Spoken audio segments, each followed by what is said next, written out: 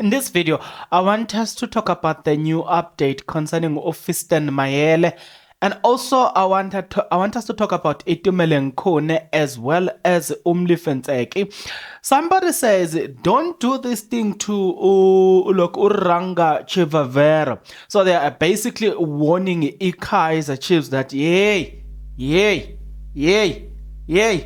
ningayenzi leyo nto to Ranga Chivavera. So I'm about to unpack all of those things, provided that you're interested. If you are interested, then please stick around. As you stick around, there's only one favor that I'm requesting from you guys, and that is you subscribe, you like the video, and you do comment in the comment section below.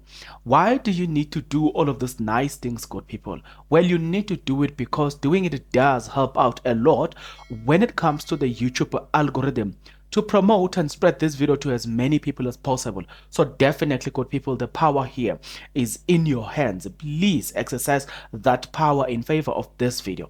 Speaking about that, nangu Benson Mhlongo, former Orlando Pirates player, speaking about what Kaizer Chiefs did to Itumeleng Kone in terms of giving him his last contract, and then saying that he's transitioning into a coaching role at Kaizer Chiefs.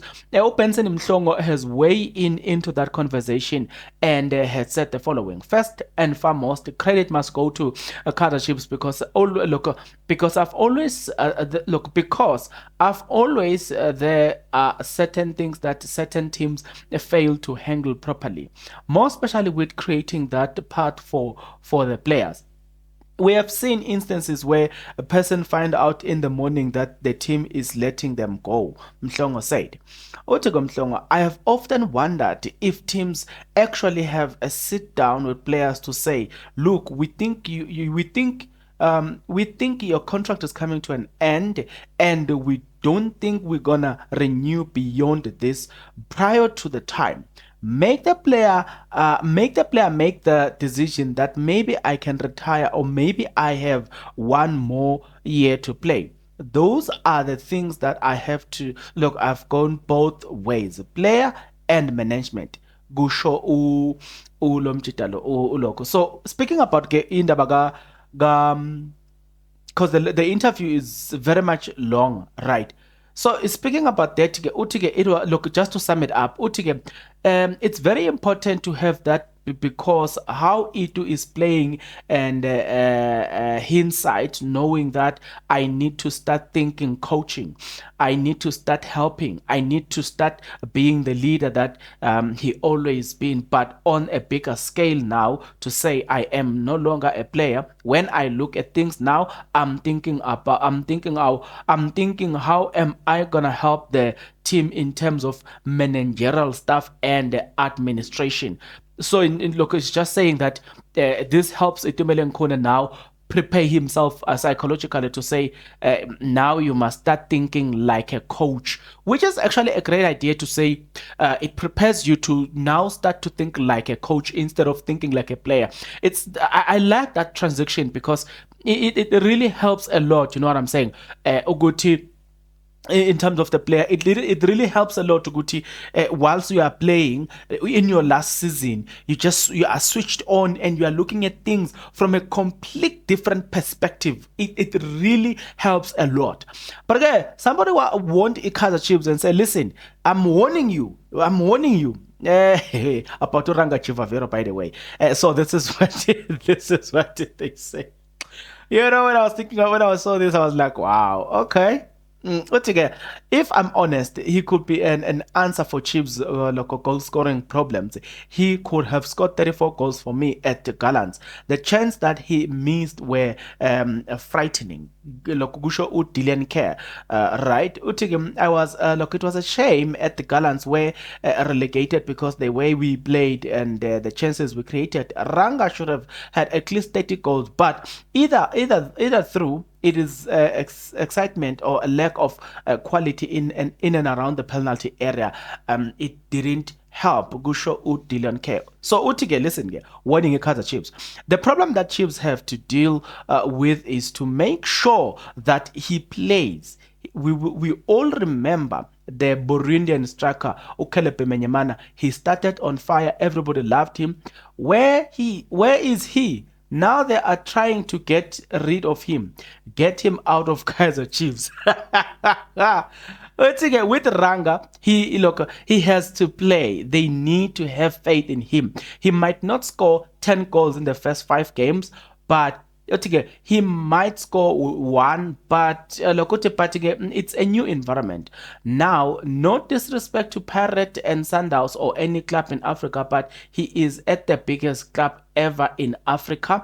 Speaking about the Kaizer Chiefs, he can either do what is good at and become even better, or he could be what happened to Burundian Bimenyimana. But as a striker, you will always score goals if the other players around you provide, and there is a good player at Chiefs. If they provide him with the ammunition, he will score goals. Okay. That was the interview but yeah, I think sometimes it's just a matter of quality. You know what I'm saying?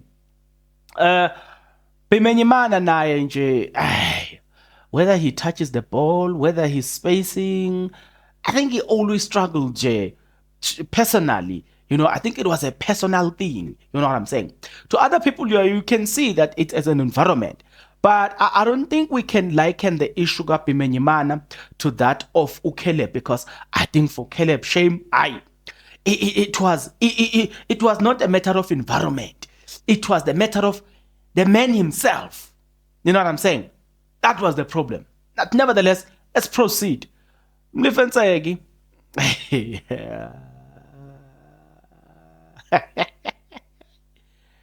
If I first, guys, had written something interesting about Midfield, the Kaizer Chiefs. So they are saying the first option that Umlifetsagi has in the midfield is that Edson Castillo, Yasif Mat, and Mduduzi Mdantsane. In this formation, Castillo will be the defending midfielder, which will see Yasif Mat have the freedom of play as a number 8. Mat will be helping defense and attack. Then Mdantsane will be playing behind strikers as an attacking midfield. The second option, with the setup, Nsegi can play Siethemba Sithebe deep in the midfield, shielding the defenders. Then Castillo will operate on a free role, feeding the balls to Dolly, who will be initiating the attacks behind the strikers. The third option is Samgalo Zwane, Edson Castillo, and Mduduzi Mdantsane. Here, the academic graduate Zwane will be playing in the number 6, which will see Castillo moving up and operating as an 8 with a free role in the middle of the park. Then Mdantsane will be playing in the highest position, number 10, as an attacking midfield.